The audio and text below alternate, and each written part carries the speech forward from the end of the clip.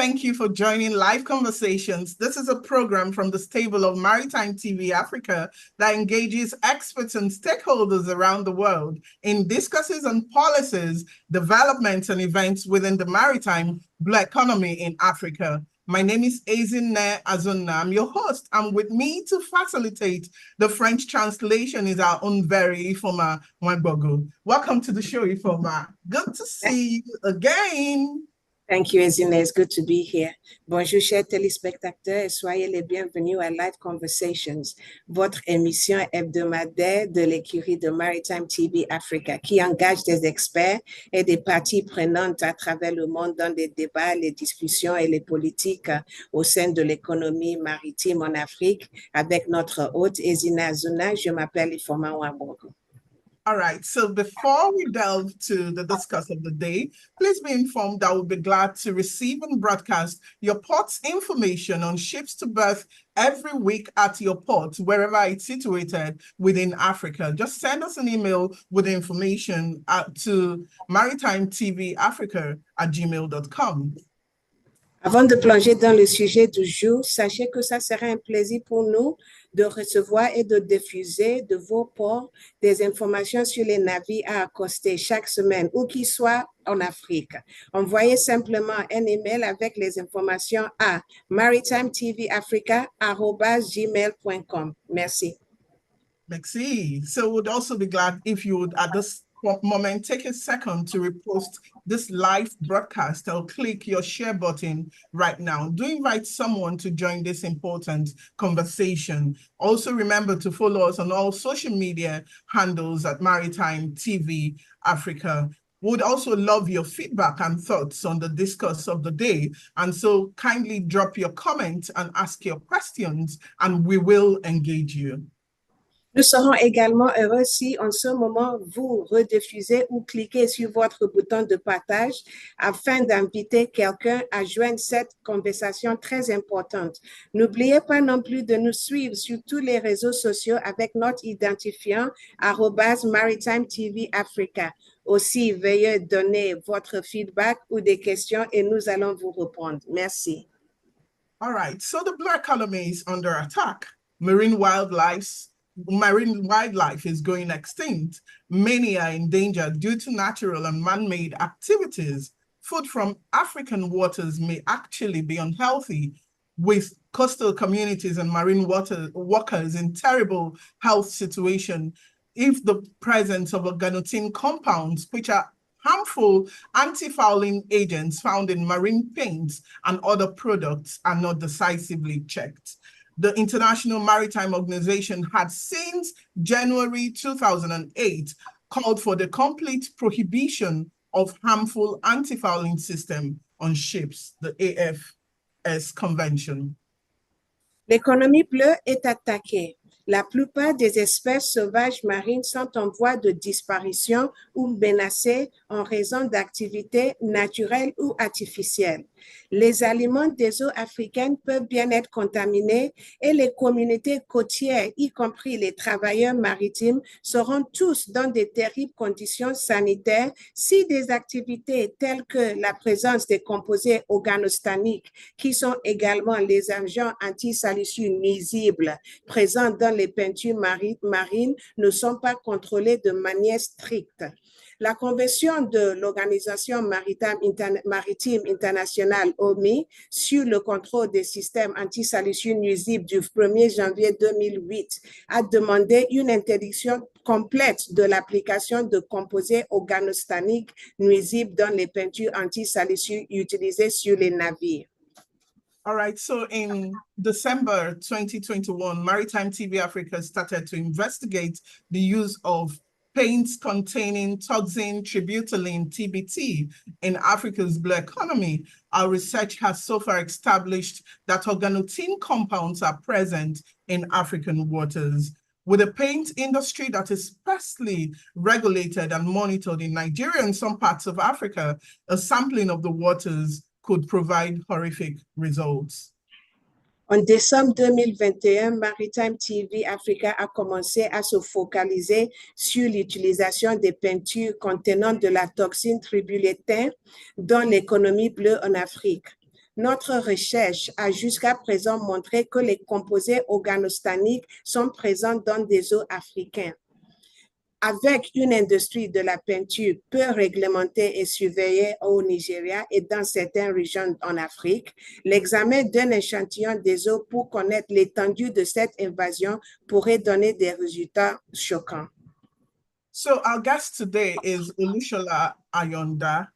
He is an associate professor in the Department of Chemistry, Federal University Oye-Ekiti, Nigeria. He investigated the analysis and treatment of tributyltin and triphenyltin compounds from marine wastewater in South Africa. Ayanda has over 100 published articles in water treatment and related fields to his credit. He is presently working on the application of nanomaterials combined with advanced oxidation treatment techniques for the removal of endocrine disrupting chemicals, EDCs, persistent organic pollutants, POPs, emerging micropollutants from contaminated water. I beg you, Prof, you're going to explain what all this means. So today he'll be discussing the prohibition of antifouling compounds in Africa's blue economy. And it's a pleasure for us to welcome you to the live broadcast. And thank you for sticking with us through the years. This has been long coming. Thank you, sir, and welcome to the show. Olushola Ayanda, professeur agrégé au département de chimie à l'Université fédérale d'Oye-Ekiti, est titulaire d'un doctorat en chimie de l'Université de technologie de Cape Peninsula en Afrique du Sud, où il a étudié l'analyse et le traitement de composés de tributyltin et de triphenyltin provenant des eaux usées marines. Le professeur Ayanda a publié plus de 100 articles sur le traitement d'eau et dans des domaines connexes. Il travaille actuellement sur l'application de certaines techniques de traiter des eaux contaminées et des eaux usées. Aujourd'hui, il discutera du thème « La mise en application de l'interdiction des composés antisalicieux nuisibles dans l'économie bleue africaine ». Bienvenue sur notre plateau, professeur. Thank you, Ezine and Informa. Thank you for having me on this show. I am happy to be here. Thank you, Prof. Thank you, Prof. If I would borrow Informa's words, bienvenue. All right, so let's not waste much time. You know, the matter at hand is such one that needs a lot of clarifications. And so I would like you to begin with describing what antifouling compounds are and why they seem to have been made comfortable within the marine sector. Thank you for... Je vais vous demander ce qu'est les composés antisalicieux et pourquoi sont-ils bien acceptés dans le secteur maritime? Thank you for this wonderful question. What are antifouling compounds? I will say organotin compounds, chemical compounds that are based on tin with hydrocarbon substituents that are used in manufacturing industry, especially the antifouling paint industry. Organotin compounds could be grouped into the mono, the di, the tri, and the tetra substituted compounds. But we should bear in mind that the tri substituted compounds, that is the tributyltin and the triphenyltin, are the most toxic, and as a result, they are used in antifouling paints. These paints are used to prevent the growth of fouling organisms on marine structures and vessels. They are directed at organisms that settle on ships after a period of mobility at the sea. These organotin antifouling paints are also exceptionally toxic. They persist in the environment. As a result, they call them persistent organic pollutants. And they are also referred to as endocrine disrupting chemicals. That is, they interfere with biological processes. And as a result, they have been banned in many countries around the world. However, these paints are still used in the third world countries. So these compounds are also used in pesticides and fungicides. Therefore, the runoff of organotin used in agriculture also accounted for the presence of this compound accumulation in the environment. And then you ask me why organotins have been made comfortable within the marine sector. I would say they have been made comfortable because of the potency of these compounds. As you know, as I've explained, the growth of organotin or fouling organisms on the ships, it adversely affects the movement of vessels in water. resulting in increased fuel cost and transit time in the shipping industry. Fouling organisms can also interfere with the operation of submerged equipment and has led to the increased corrosion of marine structure. So the organotin-based antifouling paints are highly effective against all sorts of fouling organisms, and their application result in a large amount of savings for the shipping industry. Therefore, it won't be very easy to let go of these potent compounds. Also, due to insufficient or no data on the contamination of organotins in Africa, stakeholders and governments might have possibly neglected this menace. Thank you. Merci pour la question très importante, Ezine. Les composés organostaniques sont des composés chimiques à base d'étain, avec un substituant hydrocarbure utilisé dans les industries de fabrication, notamment les industries de peinture anti-salissure. Je tiens à signaler que les composés organostaniques sont regroupés et composés mono, di, tri et tétra substitués, dont le tri substitué, le tributyltin et le triphenyltin sont les plus toxiques et sont utilisés dans les peintures anti-salissure. Ces peintures sont utilisées pour empêcher la croissance d'organismes tels que l'algue et les mollusques salissant sur la coque des navires. Ils agissent sur les organismes qui s'installent sur les navires après une période de mobilité en mer. Les peintures anti-salissure organostaniques sont donc exceptionnellement toxiques et persistent dans l'environnement. C'est pour cela qu'on appelle POP, polluants organiques persistants. Ce sont des produits chimiques perturbateurs endocrines aussi, c'est-à-dire ils interfèrent avec les processus biologiques.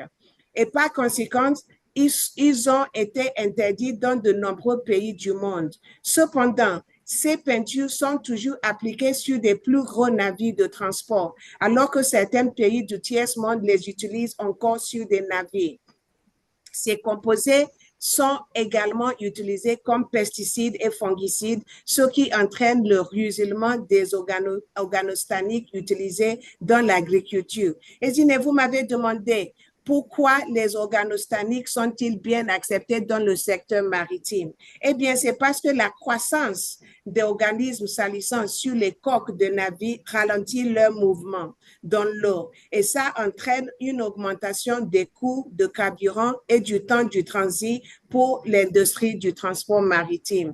Ces organismes également peuvent interférer avec le fonctionnement des équipements émergés et conduisent à la corrosion accrue des structures marines. Les peintures anti-salissure à base d'organotin sont très efficaces contre les organismes salissants et leur application entraîne d'importantes économies pour l'industrie. Il ne sera donc pas facile d'abandonner ces composés aussi efficaces. En raison de la raison d'insuffisance de l'absence de données, l'insuffisance et l'absence de données en Afrique sur les contaminations et des organostaniques en Afrique, les parties prenantes et le gouvernement auraient peut-être négligé cette menace qui nuit à l'Afrique. All right, thank you for that. That was a very long one, actually. So, Prof, if I get what you said right in layman's language, you're saying that there are chemicals contained in our marine paint, our insecticides, our pesticides that find their way due to human activities into the waters and into the soil, and they are harmful to both organisms within there or the life within those places and humans also. I want you to create a more relatable picture, because when we're hearing the mono, the dia, the tri, all I got from that conversation is that the tris are the most harmful, So now with your work at the Cape Peninsula University of Technology, South Africa, you investigated these compounds. Could you let us into what you're finding where and how these applies to Africa? Prof, de façon plus simple, plus terre à terre, est-ce que vous pouvez nous expliquer au juste comment est-ce que ça nuit aussi bien aux organismes marins, aussi bien que les êtres humains? De par votre recherche en Afrique du Sud, est-ce que vous pouvez nous parler de l'enquête, les résultats et vos découvertes? Et si ça signifie quelque chose pour l'Afrique, en prenant l'Afrique du Sud en cas d'étude, s'il vous plaît. Yeah, thank you. In South Africa, we have successfully analyzed and detected organotin compounds in water samples obtained at Cape Town Harbor.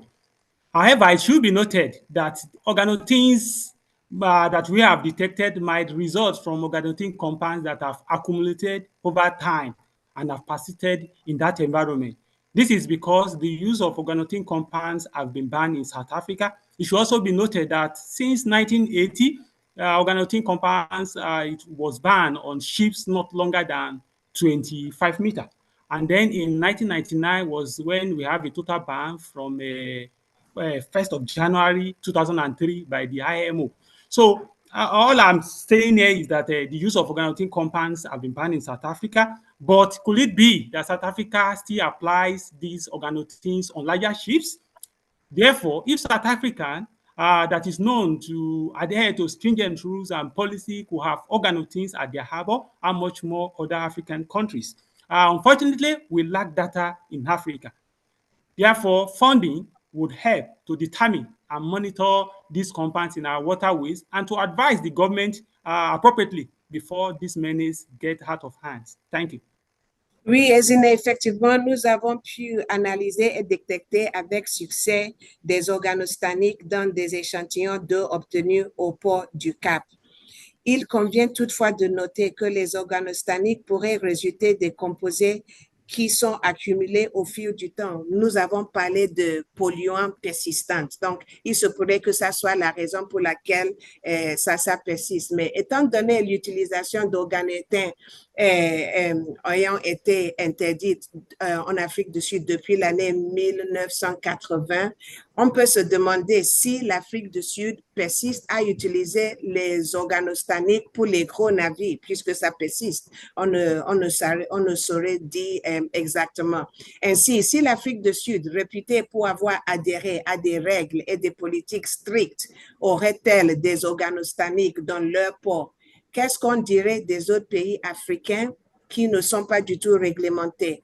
Malheureusement, comme je l'avais déjà dit, nous n'avons pas de données en Afrique. Ainsi, le financement aidera à déterminer au juste et à surveiller ces composés dans nos voies navigables et de conseiller le gouvernement de manière appropriée face à cette menace qui devient vraiment incontrôlable. Thank you very much. If we are to like throw more light on the hazards, caused by tributyltin and the tri-organotins, probably regulators would want to enforce it more, and even people who use would know what harm they do to the public, because at the moment there are little or nothing in public space on the hazards. So could you let us into some of the hazards caused by these compounds? Upon your investigation or research from Western world, what has been found to be the result of spaces where these compounds have been found? Je me dis que si les gens sont au courant des dangers que cela peut poser, peut-être ça va leur empêcher d'utiliser les choses. Alors, parlons-nous du danger causé par ces composés. Quel constat avez-vous fait dans votre travail? Yeah, thank you very much for this wonderful question. I would say organotin compounds are highly hazardous to mammals, to humans, to aquatic animals, marine mammals, invertebrates, and so on. So, and as I have explained, organotin compounds are targeted at fouling organisms. A consequence of the effectiveness of this compound is their exceptional toxicity to non-target marine organisms. That is to say, you have invertebrates and mammals that are not fouling, then you are now eradicating them from their environment. So high concentrations of organotin compounds are associated with growth and abnormalities in mussels and oysters, and they have resulted to the decline in their abundance. Also, the concentration of organotin compounds have been found in the tissues of marine animals, and the presence in aquatic environments have been linked to mass mortalities of these marine animals. It also causes imposex, that is to say, your marine invertebrates, now the female ones now develop male genitals, or they develop male characteristics. You will see that these will actually decline their abundance in water.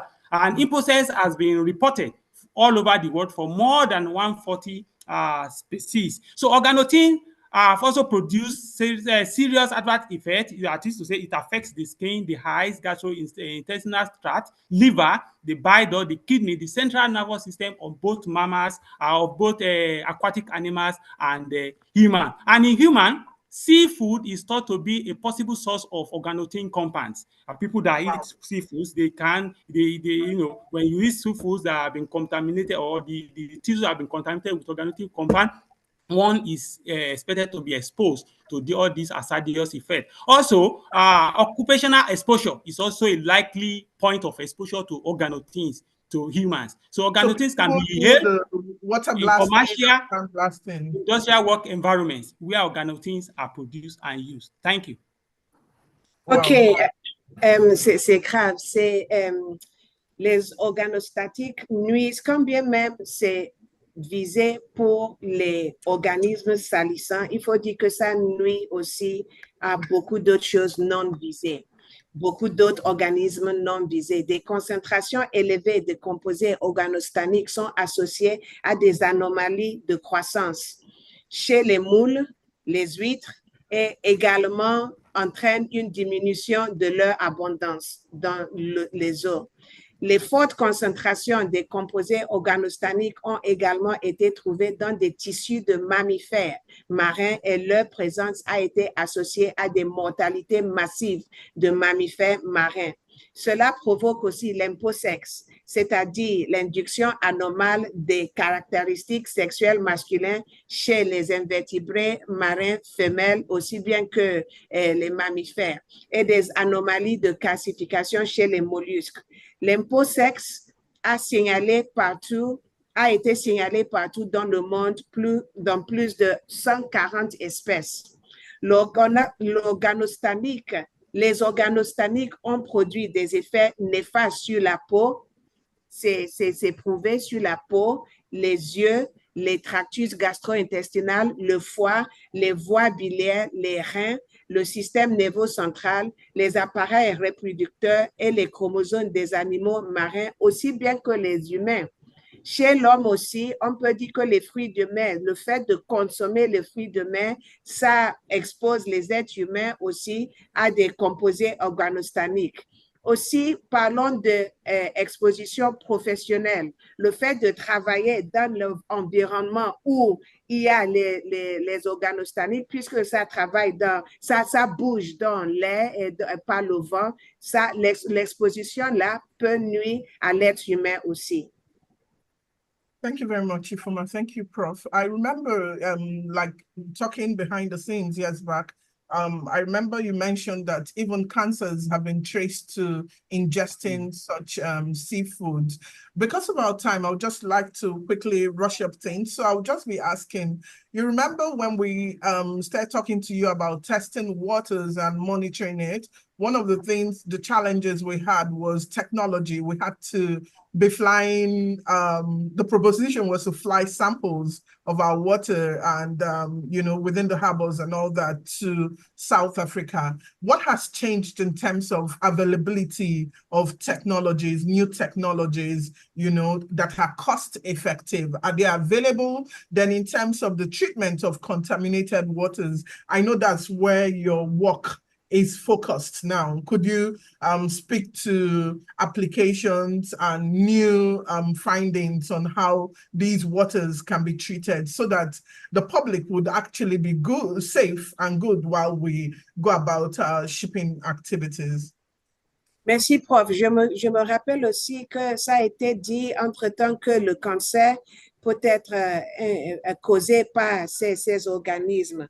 Maintenant, vous vous rappelez que entre-temps, nous avons parlé de faire des enquêtes sur des échantillons, les amener ailleurs en Afrique du Sud pour les tester. Où est-ce que nous en sommes maintenant? Est-ce que la technologie a évolué? Est-ce que nous pouvons faire tester les échantillons ici en Afrique, au Nigeria, ou nous sommes toujours obligés de les faire amener ailleurs pour les tester? Parce que je me dis que si les gens sont bien au courant de ce que ça peut donner, ça va donner une sensibilisation importante. Yeah, thank you. As I have said, organotin compounds, I think the problem we have is that organotin compounds are toxic even at low concentration. Let's assume they are toxic when they are high. Then definitely there will be so many analytical techniques that could detect them. So methods that are sensitive enough for the accurate and simultaneous determination of organotin compounds at extremely low concentration in different environmental samples are actually necessary. Thus, we have used GCMS, GCFID, GCFPD for the determination of this compound. And among all these different techniques, when we couple GC with ICP-MS, this appears to be one of the most popular techniques due to high sensitivity and multi-isotopic capacity. Now, few of these equipment are actually functional in Nigeria, but the problem we still have is the cost of analysis, the cost of the chemicals and materials involved in the analysis, the method development are also is a very critical issue. Let me explain here that before, it's not that you just take your sample and then inject into an analytical instrument. The method has to be developed. So if a method is not well developed, then it will not see this concentration of this compound at a very low concentration. And as a result of it, we can say these are the reasons why we don't get to see we don't get to see publications on the monitoring of organotin compounds on our marine environment. Let me now talk about the treatment. Let me also explain that the painting or treatment of ship actually take place at the harbor, which is also known as dockyard or shipyard. And then what really happens is that after they might have painted these ships with this paint, water will be allowed to flush out all these compounds. So all our paper has been saying that this wastewater must be treated to 99% reduction in concentration of organotin before they could be discharged into the ocean. So the treatment of organotin compounds at the harbor before discharge will go a long way to minimize or eradicate organotin contamination in our environment. And there are so many methods that have been used for the treatment of organotin. Ultrafiltration can be used, reverse osmosis could be used, adsorption and solvent extraction, all these can be used. So our lab has employed, we have used nanomaterials nanomaterials and the advanced oxidation technology to treat various pollutants, and we are very sure that once these organotin compounds are treated right from the source, right from the harbor, therefore we will be able to minimize this menace. Thank you. Bon, pour résumer, l'enjeu c'est que les composés organostaniques sont toxiques même dans de très faibles concentrations. Et nous n'avons pas encore ces équipements qui fonctionnent au Nigeria pour faire ça. Cependant, il faut signaler que le coût des analyses des produits chimiques et les matériaux impliqués dans l'analyse et le développement des méthodes sont critiques. C'est le coût, c'est le financement. Parlons aussi de traitement. Quand l'eau vient, c'est avant de jeter l'eau, nous préconisons, notre recherche préconisait qu'il est préférable de jeter l'eau organostanique usée après traitement avec une réduction de 99% avant de le jeter. C'est ensemble, c'est ça. On traite l'eau avant de jeter, au lieu de jeter quand c'est concentré des produits organostaniques. All right, thank you, Foma. Thank you, Prof. I don't know if you want to take a second, our time is up, but do you want to take a second to talk about the work you're onto at this moment? I know you touched on it a bit, but when you talk about all those endocrine, nanomaterials, oxidation, you know, what advantage is it supposed to bring the industry in terms of safety of the health of workers and communities, and then the sea life? Est-ce que vous pouvez prendre juste un moment de nous parler du travail que vous faites actuellement et comment cela peut être bénéfique au secteur maritime? Thank you. I would say in our lab, we work on the use of nanomaterials and the advanced oxidation treatment techniques to treat pollutants. And then these AOPs are actually designed to remove organic or sometimes inorganic compounds in water and wastewater by oxidation through reaction with hydroxyl radical. Yes, the marine sector could benefit from our work once we are able to identify the various pollutants generated by this industry and design applicable treatment techniques to remove them from the source. Therefore, discharge of this waste into the wastewater will be safe when they are discharged into the wastewater, into the ocean. And by this, the marine animals and even humans will be protected and safe. But there are some things I want us to point out that we need awareness. And that is actually what we are currently doing. So the time to put a stop to this contamination is actually now. Then after this program, I will advise that vital points emanating from this discussion could be published in national dailies, informing the populace the hazardous effect of this pollutant and the need to end the use of this organotin. Because when I search online, I could see vendors still selling this type of paints. Also, these compounds have been banned. We need enforcement of this ban with stringent rules and policy. The production, the sales, and the use of this organotin should be banned outrightly. And also, we shouldn't stop at that. We need to constantly monitor our waterways, because when we say, okay, it has been banned and we don't monitor, we won't know whether the populace are still using these compounds or not. So we need a monitoring, and we need constant check of organotin compounds on our waterways. Thank you. Thank you, Prof. Thank you. Nous travaillons sur plusieurs techniques, mais je peux dire que oui, le secteur maritime pourrait en fait en bénéficier une fois que nous serons en mesure d'identifier. Il faut d'abord identifier les différents polluants générés par cette industrie et concevoir des techniques de traitement applicables pour les éliminer à la source avant le rejet de ces déchets dans le milieu marin. On détermine à la source. Ainsi, les animaux marins et même les humains seront protégés et vont être en sécurité. Aussi, je tiens à dire que il ne faut pas que ça s'arrête ici. Il faut la sensibilisation. Il faut qu'après cet entretien, ça doit être publié dans les journaux pour que les gens sachent les dangers de ces produits organostaniques. Cela est, quand je cherche sur l'Internet, je vois que ça se vend toujours. Ça ne devrait pas être ainsi. Il faut l'implémentation et après tout ça, là, il faut qu'on contrôle. Il faut qu'on mette un système en place pour contrôler nos voies navigables, pour assurer que le travail de sensibilisation que nous avons fait est en train de donner fruit. Merci.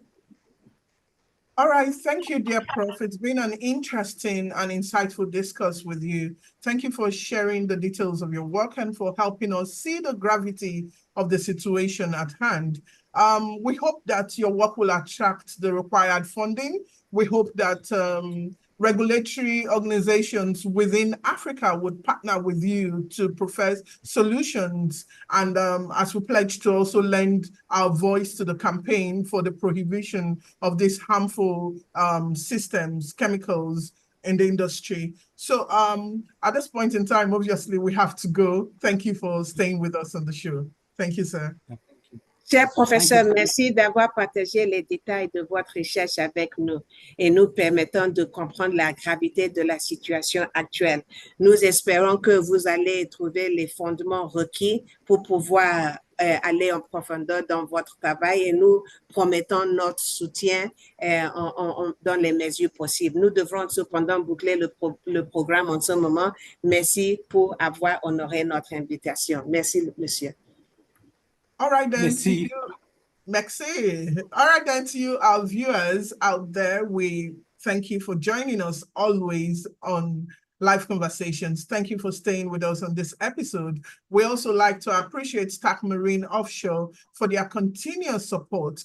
Until next Monday at 9 a.m. GMT +1, when Live Conversation will be coming your way again. It's bye-bye from all of us at Maritime TV Africa. I'm Ezine Azuna and Ifoma Mangwogu facilitated the French translation. Do enjoy your day. Chers téléspectateurs, nous vous remercions de nous joindre sur ce sujet. Nous vous demandons de garder la date la semaine prochaine, lundi 9h GMT +1. Nous disons merci aussi à Stack Marine pour leur soutien habituel, de toute l'équipe de Maritime TV Africa et notre hôte Ezine, c'est au revoir. Au revoir. Thank you, Prof. Bye.